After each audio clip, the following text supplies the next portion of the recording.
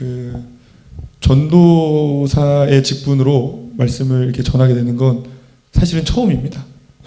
그전에는 이제 청년 사역을 오랫동안, 청소년 사역을 오랫동안 했는데, 그때는 이제 청년 평신도 교역사라고 해서 이게 평신도 직분으로 이렇게 말씀을 전하다가 제가 이렇게 전도사라는 직분으로 말씀을 전하게 돼서 정말 감사하고 좀 영광입니다. 오늘 이 말씀이 이제 다윗이 하나님의 궤를 찾아오는 말씀인데요. 성경을 보면 하나님께서 사람을 찾아가십니다. 그리고 사람을 만나주세요. 그런데 이제 모세 이전에는 하나님께서 사람을 개인적으로 찾아가세요. 야곱이라고 하는 사람을 그 형을 속이고 나서 도망가다가 이제 루스라는 곳에서 하나님의 이제 사닥다리 타고 오르락내리락 하는 천사를 만나고 하나님의 임재를 거기서 경험하고 그곳을 베델이라고 정하죠. 아브라함도 자기가 자리를 옮기는 곳마다 제단을 쌓고 하나님을 예배하면서 그곳에서 하나님을 만나요. 모세도 마찬가지로 하나님의 임재를 직접적으로 경험한 것은 떨기나무에서 개인적으로 경험한 거예요. 그런데 하나님께서 이스라엘이라고 하는 민족에게 공동체적으로 만나게 하시기 위하여 하나님 나라의 시스템을 이 땅에서 사람을 통하여 만들게 하세요. 그게 바로 무엇이냐면 성막 시스템입니다. 그래서 이스라엘 구약에 보면은 성막의 시스템이 세 가지, 대표적인 성막이 세 가지가 나와요. 첫 번째는 모세의 성막, 광야에서 만들었던 모세의 성막. 두 번째는 오늘 이제 나눌 다윗의 장막. 세 번째는 다윗 이후에 다윗의 아들이었던 솔로몬이 지었던 솔로몬의 성전. 그럼 사실 이 성막이라는 개념은 하나님께서 이스라엘이라고 하는 이 백성을 공동체적으로 만나주시기 위해서 만들어 놓으신 거예요. 그런데 하나님께서 그 중에서도 가장 기뻐하셨고 추억하셨고 그리워하셨던 성막은 다윗의 장막입니다. 이 말씀이 그 이후에도 여러 번 반복되는데요. 아모스 9장 11절에 이렇게 기록되어 있어요. 그날에 내가 다윗의 무너진 장막을 일으키고 그것들의 틈을 막으며 그 허물어진 것을 일으켜서 옛적과 같이 세우고, 그리고 사도행전 15장 16절에는 이 아모스의 말씀이 성취된 것을 기록해 있습니다. 이후에는 성령께서 강림하시며 다윗의 장막이 회복되었음을 선포합니다. 이후에 내가 돌아와서 다윗의 무너진 장막을 다시 지으며 또 그 허물어진 것을 다시 일으키리니, 이렇게 기록되어 있습니다. 그렇다면 하나님께서 다윗의 장막을 왜 이렇게 기뻐하시고 그리고 이 장막을 왜 이렇게 그리워하실까에 대한 오늘 이야기를 나누려고 합니다. 저는 성경의 인물 중에 여러 가지 별명이 있잖아요. 그 중에 가장 부러운 게 다윗의 별명이에요. 모세의 별명은 지면에 가장 온유한 자, 이런 별명이 있었고, 노아의 별명은 당대의 의인이었다, 이런 별명도 있는데, 그 중에서도 가장 부러운 별명은 다윗입니다. 왜냐하면 다윗의 별명은 하나님 마음에 합당한 자였거든요. 하나님이 다윗을 보고 너는 정말 내 마음에 합당한 사람이야. 너는 정말 내 마음에 만족스러운 사람이야. 내 마음을 만족하게 하는 사람이야. 이렇게 고백했던 인물이 다윗이기 때문입니다. 성경을 보면은 하나님의 손을 구하는 사람이 있고 하나님의 얼굴을 구하는 사람이 있어요. 하나님의 손을 구한다는 말은 하나님의 도우심을 구하는 거예요. 하나님, 제게 이런 것들이 필요합니다. 제 문제를 해결해 주십시오. 제 삶에 이런 시련이 있는데 하나님 이 시련 가운데 나를 건져 주십시오. 이런 도움을 구하는, 하나님의 손을 구하는 기도가 있죠. 또 하나의 기도는 하나님의 얼굴을 구하는 기도예요. 하나님, 나와 만나주세요. 하나님과 교제하고 싶습니다. 더 깊은 교제로 이끌어가 주세요. 이런 기도는 내 상황과 여건에 매여 있지가 않아요. 내가 시련 가운데 있을지라도, 내가 고난 가운데 있을지라도 하나님과 친밀한 교제 가운데, 하나님과 깊은 교제 가운데 나아가는 기도라고 할 수 있습니다. 다윗은 하나님의 얼굴을 구하는데 대가라고 할 수 있습니다. 오늘 말씀처럼 다윗은 하나님의 언약궤를 찾아오려고 해요. 공동체에게 임재하시는 하나님의 임재를 경험하고 싶어 하는 거예요. 그럼 이 언약궤가 지금 어디 있냐면 길르앗 여아림이라고 하는 곳에 있어요. 이곳은 블레셋과 이스라엘의 사이에 위치해 있는 곳이거든요. 그렇다면 왜 이 언약궤가 이스라엘의 중심에 있어야만 하는 이 언약궤가 왜 이곳에 있는 걸까요? 그것은 70년 전에 어떤 일이 있었냐면은 제사장 중에 엘리라고 하는 제사장이 하나님의 언약궤를 하나님의 언약궤를 소홀히 여겨요. 경하게 여겨요. 그 말은 즉 하나님과의 교제, 하나님의 임재를 가볍게 여긴다는 뜻이에요. 신앙생활은 하고 종교생활은 하지만 하나님의 임재와 상관없이 신앙생활과 종교생활을 했던 거예요. 그때 하나님의 언약궤를 블레셋이라고 하는 군대한테 뺏깁니다. 70년 전에. 그 블레셋이라고 하는 군대에서 뺏기고 이스라엘 백성은 70년 동안 언약궤 없이 예배를 드렸다는 거예요. 이게 불가능한 것처럼 여겨지지만 사실은 우리의 모습에서 아니면은 어떠한 예배에서 자주 보여지는 모습이기도 해요. 하나님의 언약궤 없이 드려지는 예배, 하나님의 임재 없이 드려지는 예배, 하나님과의 교제 없이 드려지는 예배. 이후에 사울이라고 하는 왕이 등극하는데 하울은 이 언약궤에 대한 관심이 크지 않아요. 역대하 말씀에 이렇게 기록되어 있습니다. 우리가 하나님의 언약궤를 우리에게로 옮겨오자. 사울 때에는 우리가 궤 앞에서 묻지 아니하였느니라. 사울은 언약궤에 대한 관심이 없는 거예요. 하나님의 임재에 대한 관심이 없는 거예요. 사울은 하나님의 도움과 하나님의 손에만 관심이 있었던 사람이에요. 그래서 사울이 하나님께 지속적으로 물어보는 건 이거예요. 하나님, 내가 왕인데 지금 전쟁을 할까요 말까요? 이 이스라엘이 잘 돼야 되는데 어떻게 할까요? 사실 사울은 하나님의 도우심을 구했지 하나님의 임재를 구했던 사람은 아닌 것 같아요. 점점 후로 갈수록. 그런데 이 다윗은 방치되어 있던 하나님의 언약궤를 찾아오기를 갈망합니다. 이 3만이라고 하는 군대를 데려간다고 하잖아요. 그 이유가 아까 말씀드린 것처럼 블레셋 땅에 가까운 곳으로 가기 때문에 전쟁을 불사르고 가는 거예요. 내가 어떠한 희생이 있을지라도 하나님의 언약궤를 다시 이스라엘로 되찾겠다. 다윗은 하나님의 임재에 대한 갈망이 있었고 하나님을 향한 목마름이 있었던 사람입니다. 저는 오늘 하나님의 얼굴을 구하는 사람의 특징에 대해서 두 가지를 나누려고 하는데요. 첫 번째 특징은 이것이에요. 하나님의 얼굴을 구하는 사람의 첫 번째 특징은 하나님의 임재를 갈망한다는 겁니다. 하나님과의 교제를 목말라하고 하나님과의 친밀한 교제를 갈급해하는 사람입니다. 다윗은 그랬던 사람이에요. 그러니까 자기 앞에 있는 그런 위협이나 시련이 큰 문제가 되는 게 아닌 거예요. 아무튼 오늘 다윗이 이 언약궤를 찾기 위해서 아비나답이라고 하는 사람의 집으로 가게 됩니다. 이 아비나답이라고 하는 사람의 집에 20년 정도 이 언약궤가 방치되어 있었는데요. 다윗이 이제 군대를 끌고 오니까 아비나답이 하나님의 언약궤를 다윗에게 내어줘요. 그 다음에 여기 성경에는 기록되어 있지 않지만 아비나답이 다윗에게 이 언약궤를 함께 옮겨 이스라엘로 들어가기를 청했다고 이렇게 주석을 보면 나와 있더라고요. 아비나답은 이런 마음이 있었을 거예요. 왕이 가는 곳에 나도 갈 수 있다라는 그런 좀 기대감이 있었을 것 같아요. 그래서 이 언약궤를 소 뒤에 있는 새수레에 실었다고 나가거든요. 언약궤를 새수레에 싣고 이 언약궤를 이스라엘로 운반하려고 합니다. 그래서 소가 움직이는데요. 움직이다가 나곤의 타작마당에서 언약궤가 흔들려요. 그런데 이 주석을 보면은 이 나곤의 타작마당이 되게 평평한 땅이었다고 해요. 그런데 이 소가 거기서 움직인 거예요. 막 이렇게 어쩌면 소동을 벌인 거예요. 그러니까 이 수레에 있는 언약궤가 흔들렸겠죠. 수레가 흔들리니까. 그때 언약궤가 떨어지려고 했을 때 우사가 그 언약궤를 떨어지지 않게 하기 위해서 손으로 붙들어요. 사실 이게 상식적이고 어찌 보면 좀 합리적인 것 같아요. 왜냐하면 언약궤가 땅에 떨어지지 않기 위해서 우사가 손으로 붙들어서 다시 수레에 올려놓은 거니까요. 그런데 하나님께서는 이 부분을 이 우사의 행동을 부정적으로 판단하세요. 그리고 우사는 거기서 즉사합니다. 왜 그랬을지를 곰곰이 묵상하고 여러 가지 자료를 찾아보면서 깨달은 바가 있었는데요.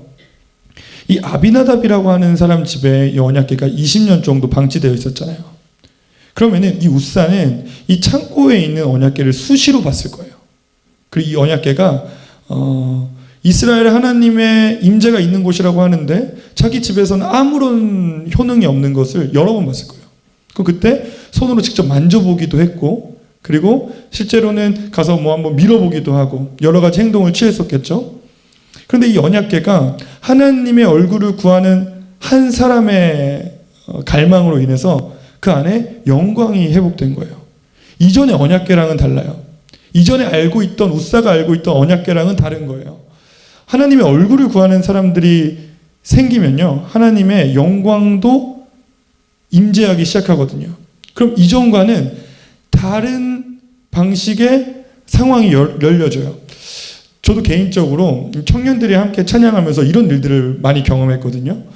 어느 날 이게 저는 저희 교회에서 매일 예배라고 있었어요. 그러면 월요일, 화요일, 목요일, 수요일, 목요일, 금요일은 금요 예배가 있고 한 사람의 인도자가 이제 예배를 하는 거예요. 예배를 이제 1시간 반, 2시간씩 예배를 드리는데 어느 날 하나님께서 이런 감동을 주셨어요. 오늘 내가 성령으로 여기에 임재를 할 거다, 이런 감동을 주셨어요. 그러니까 그런 감동을 주시고 나서 이제 함께 이제 예배하는 친구들과 이런 나눔을 해서 하나님께서 임재하시면 어떤 일이 일어날까? 그러면서 이렇게 예배를 지속하는데 그때 예배를 들어오던 이제 항상 이제 여기 저희는 교회에 꽃이 있었거든요. 이렇게 항상 꽃 권사님이라고 불렀는데 꽃 권사님께서 이제 꽃을 놔두라고 들어오시다가 그때 방언이 터지기도 하고 어떤 분은 실제로 치유가 일어나기도 했어요. 그리고 청년들 중에서는 사실은 이게 좀 조심스럽지만 이제 축사가 일어나기도 하고 이런 경험들이 있었어요. 그러면서 무엇을 깨달았냐면 하나님의 영광이 임하는 예배는 그 전에 예배와는 확연히 다르다라는 걸 깨달았어요. 근데 웃사는 이거를 캐치하지 못했던 것 같아요. 그러니까 그 전처럼 언약궤를 자기 손으로 만진 거죠. 웃사라는 이름 뜻이 이렇습니다. 웃사라는 이름 뜻이 힘, 능력, 강한 자, 나의 힘, 이런 뜻이에요. 웃사는 하나님의 영광을 나의 힘으로 터치한 거예요. 웃사는 하나님의 영광을 나의 힘으로 통제하려고 했던 거예요. 어찌 보면은 예배할 때마다 이런 마음을 경계하게 되는 것 같아요. 내가 하나님의 영광을, 감히 하나님의 영광을 통제하려고 드는 게 아닐까? 내가 감히 하나님의 역사를 내 힘으로 막으려고, 내 힘으로 조율해 보려고 하고 조정하려고 하는 게 아닐까? 이런 경계심이 드는 것 같아요. 그때 하나님께서는 이것을 노라고 하십니다. 그래서 그곳을 베레스 웃사라고 합니다. 따라서 저희의 예배가 영광으로 나아가려면은 저희 안에 이 웃사와 같은 마음이 죽어져야 되는 거예요. 내 힘으로 하나님의 영광을 구하는 거, 내 뜻대로 하나님을 흔들려고 하는 것, 내 뜻대로 하나님을 조정하려고 하는 것. 사실 그것은 이방 사람들이 하는, 우상을 섬기는 사람들이 하는 행동이잖아요. 그래서 하나님께서는 이것을 통해서 다윗을 깨닫게 하십니다. 다윗이 베레스 웃사라고 하고 다윗의 집에 다시 돌아와요. 그 다음에 곰곰이 하나님의 말씀을 다시 찾아봅니다. 여기서 하나님의 말씀은 모세오경인데요.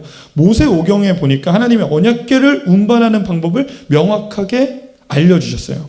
민수기 말씀에 이렇게 기록되어 있어요. 하나님의 언약궤를 옮기는 방법이 3가지인데, 첫 번째, 언약궤는 아무나 옮겨서는 안 된다. 레위 자손이 옮겨야 되는데 그 중에서도 고핫 자손만 언약궤를 운반할 수 있다.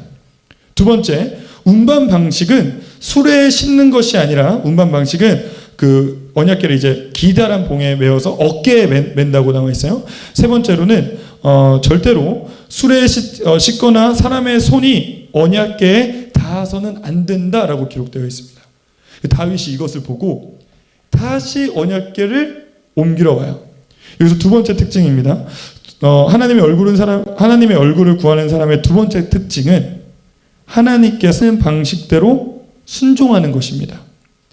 내 욕심과 내 힘과 내 뜻은 내려놓고 하나님의 뜻대로 하나님의 방식으로 예배하는 사람입니다. 예수님께서도 비슷한 말씀을 하셨어요.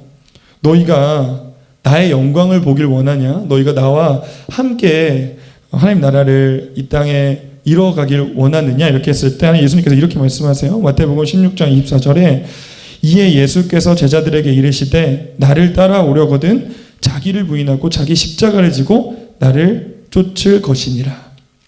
사실 예수님을 따라간다는 것은 내 안에 있는 자아를 부인하고 따라가는 것 같습니다.